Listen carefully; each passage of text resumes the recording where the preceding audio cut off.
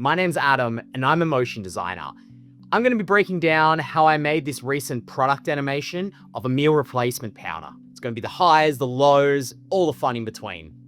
I really wanted to push myself in Houdini and make a full client project, start to finish in it, leaning into its strengths of particle, smoke, and water simulations, as well as proceduralism.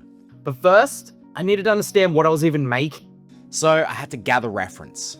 And I went on to Pinterest and Cosmos and searched for some cool dynamic product shots to help generate the idea of what look and feel would be appropriate for the project.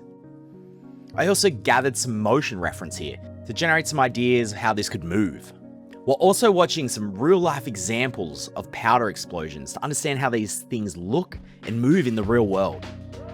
Finally, I get to jump into 3D, and the first step is to create the packet. I found a close enough 3D model on Turbo Squid and made some adjustments in Houdini after. Then, I blocked out the motion of the camera. I did this by animating a null rig on the camera. I have a video of this, how I made something similar in After Effects if you want to check it out. I blocked out the motion of the particles as well, using a low particle count so this would render in real time and then I could iterate fast. It took 20 plus iterations to get the shape, speed, and vibe of the shot I have here. Next was to build the particles for real. Houdini is built for dialing in particle systems, but it can be a bit confusing at first. I know this giant node tree is pretty off-putting at first, but it was built just one node at a time, and it really makes sense in that order. The first part of the tree is setting up the packet to be a collider. As I wanted the particles to bounce off and around it, I found this shape worked best. I used a cheeky little half sphere that's been distorted with some randomization attached to the normal. The first part is shooting some particles out of that geometry. And then the next part is emitting more particles from those particles. I wanted the particles to come out strong with trailing particles following and a bit of turbulence to make them move a touch in the wind. A good practice is to not let one sim do all the work. I achieved this by creating a second set of particles that swirl around the back a bit more and thicken this sim up. Now, like me, you're probably thinking this looks cool, but it doesn't look like protein powder. And you'd be right. The client agreed with you too. I can tell you exactly why this happened. I got a bit of tunnel vision. At the start of the project, I was using my references, but as I went through my different iterations, I stopped looking at my references and started referencing early iterations of the simulation. And yeah, sure, it looked cool, but it was no longer in the direction I needed. So after re-establishing my references and re-understanding what I needed to make, I started iterating again. So particles alone wouldn't get me all the way there. As we've seen in the reference, I needed some fine dust detail to really sell it, which can be done by adding a pyro or smoke simulation. Again, using that packet as a collider, I iterated on a heap of smoke simulations exploding out. I made a mixture of about 3 different smoke sims. One of them I used some cubes to block and direct where I wanted the smoke to go. One thing I love about Houdini is connecting various different things up. That swirly particle system from earlier, I used the movement of this smoke simulation to influence the movement of those particles, really making the simulations look a bit more cohesive. And in the inverse, I also created a smoke simulation from the main particle simulation to thicken that up a bit. And here's the particles and pyro combined together with some lighting. We're getting close now, but we need to actually add some chocolate to the scene, right? This is a chocolate explosion after all. I modeled a piece of chocolate, fractured it, then used those fractured pieces and copied them randomly to some particles. I put some bigger, more chunky ones on the first generated particles, as you can see here, and added some rotation to them to give them some natural movement.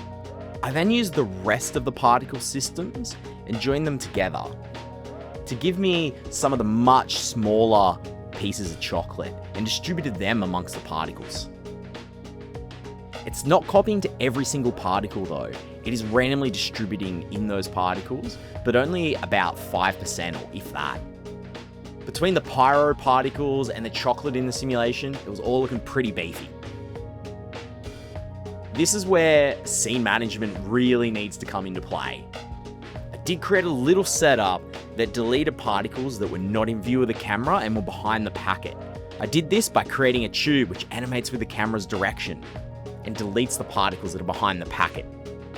It really kept that particle count down from like 19 million particles to 3 or 4 million, which is so much easier in your system and also saves on render time.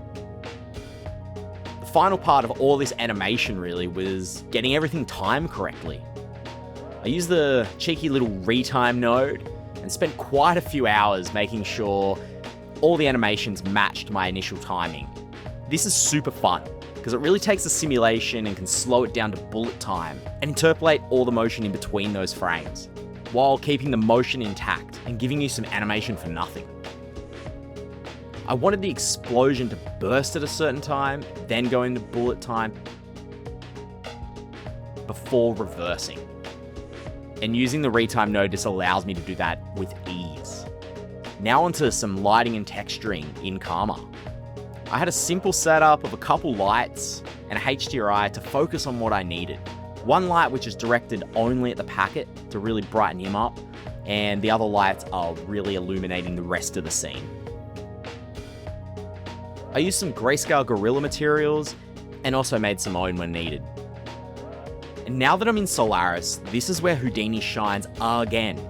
For this project, I did need to set up various shots for each flavor, but I wanted them to be all based off the same core packet and explosions.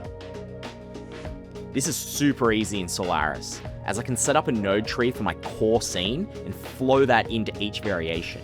Same with the lighting setup and materials. And then for each different shot variation, I can add what's needed for that specific one as well. This allows for client changes when the core elements need to be updated, but with enough flexibility to only change what's necessary for that particular shot. For instance, I did need to retime my camera and I did need to adjust the packet later on, and all those changes just rolled through my node tree. Very powerful way to work.